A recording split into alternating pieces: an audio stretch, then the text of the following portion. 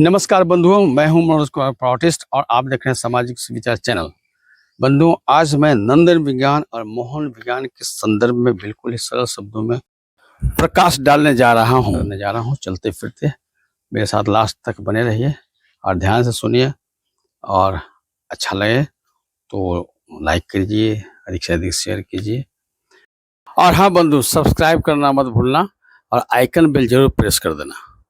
सरल शब्दों में, जैसा कि शब्द है नंदन विज्ञान, आनंद प्राप्त करने का तकनीक अर्थात आनंद प्राप्त करने की विधि, अर्थात जिस काम को करने से आनंद की प्राप्ति होती है, सुख मिलता है, मजा आता है, उसको बोलते हैं नंदन विज्ञान।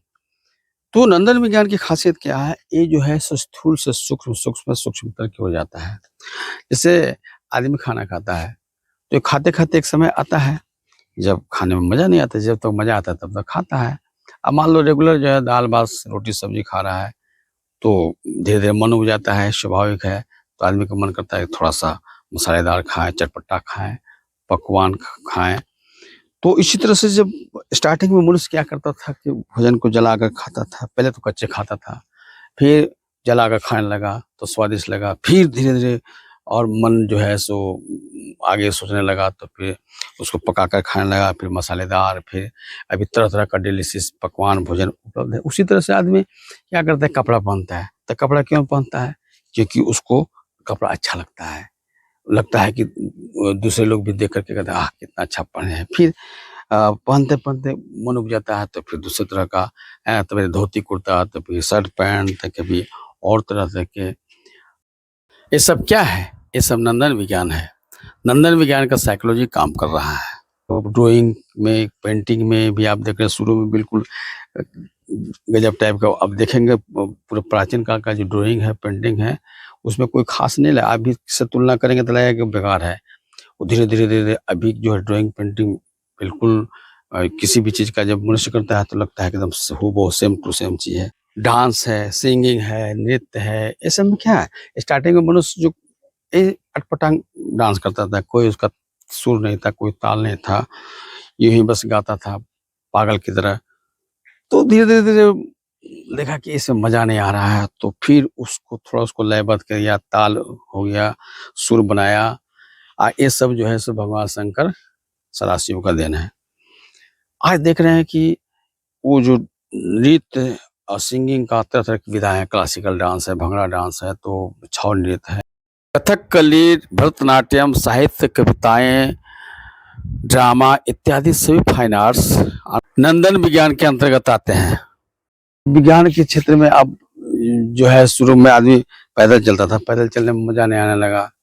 तब फिर क्या किया, बैलगाड़ी का आविष्कार किया, फिर आपको साइकिल का आविष्कार किया, फिर टू व्हीलर मोटरसाइकिल का, फिर फोर व्हीलर, अब हवाई जहाज, रॉकेट, क्या किया। अब तो मनुष्य रोबोटिक दुनिया में प्रवेश कर गया। सबके पीछे कौन सा विज्ञान काम कर रहा है? नंदन विज्ञान की साइकोलॉजी काम कर रहा है। तो आनंद की खोज की जो प्रवृत्ति है ना, यही है नंदन विज्ञान। तो धीरे धीरे स्पिरिचुअल साइंस का विकास हुआ, तो आदमी योग, साधना, आसन, पूजा पाठ करने लगा। पहले आदमी क्या करता था, तो स्थूल वस्तु का पूजा करता, जड़ वस्तु का, पत्थर का करता था, पहाड़ का करता था, सूरज का करता था, चंद्रमा का करता था। लेकिन देखा कि इसको करते हैं तो थोड़े देर समय के लिए सुकून तो मिलता है, लेकिन परमानेंट मिलता नहीं है। हाँ, बीच में फिर जो है सो बहुत कष्ट होने लगता है।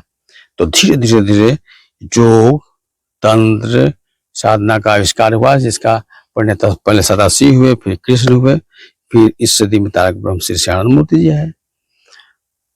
तो इस सब की एक ही उद्देश्य है, आनंद प्राप्त करना। तो जब आदमी साधना करता है, योग करता है, ये सब करता है, तो थोड़ा आनंद मिलता है, सुख मिलता है। ये जो भौतिक वस्तु है ना, स्थूल कहे जाते हैं, और भौतिक विज्ञान सूक्ष्म होता है।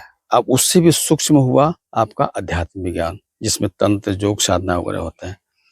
तो स्थूल की अपेक्षा सूक्ष्म में आनंद मिलता है। सूक्ष्मतर अर्थात आध्यात्मिक विज्ञान में ज्यादा ही आनंद मिलता है। लेकिन कहीं न कहीं जाकर के एक समय ऐसा आता है स्पिरिचुअल साइंस में भी, जहां पर जाकर के आनंद अनुभूति की जो सीमा है ना, उसका अंत हो जाता है। उसके बाद फिर आनंद की अनुभूति नहीं होने लगती है। आदमी कहीं न कहीं जो है भीतर से कष्ट महसूस करता है, वो टेंशन में हो जाता है, इरिटेट हो जाता है, तबाह हो जाता है, तब वहीं से शुरू होता है मोहन विज्ञान।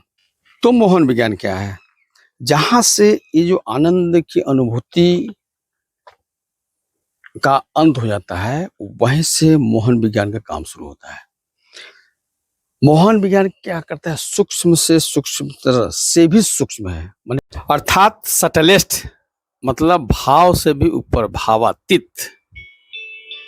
जब मनुष्य वहां पर जाकर के एकदम क्लांत हो जाता है, जिसको बोलते हैं आध्यात्मिक क्लेश, मतलब लगता है कि अब आगे क्या होगा, अब कोई उपाय नहीं है, तब वहां पे परम पुरुष को स्वयं आना पड़ता है भक्त के पास, जीवात्मा के पास, और कहता है कि आज तुम हम में मिल जाओ, मर्ज हो जाओ।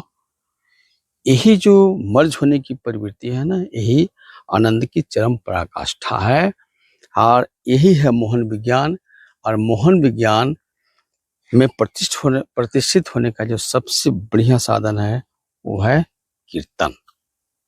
कीर्तन का मतलब होता है जोर जोर से ऊंची आवाज में परम पुरुष का नाम लेना, उनको याद करना, उनको बुलाना, उनका गुणगान करना। वो जो परम पुरुष जो अनंत घन सत्ता है, स्वयं जीवात्मा के पास आते हैं, अब आ करके आलिंगन करते हैं, अब कहते हैं कि हे मनुष्य, हे जीव, हम में आकर के मर्ज हो जाओ, हमें आकर के विलीन हो जाओ, हमारे साथ एकात्म हो जाओ। यही है मोहन विज्ञान। जहां आनंद प्राप्त करने की प्रवृत्ति खत्म हो जाती है, आनंद देने की प्रवृत्ति प्रबल हो जाती है, यही है मोहन विज्ञान। मोहन विज्ञान में परम पुरुष को आनंद देने का भाव रहता है, इसलिए वह धीरे धीरे परम पुरुष में समाहित होता जाता है, और इसका सबसे बढ़िया माध्यम है कीर्तन। कीर्तन्य सदा हरि बाबा राम केवलम।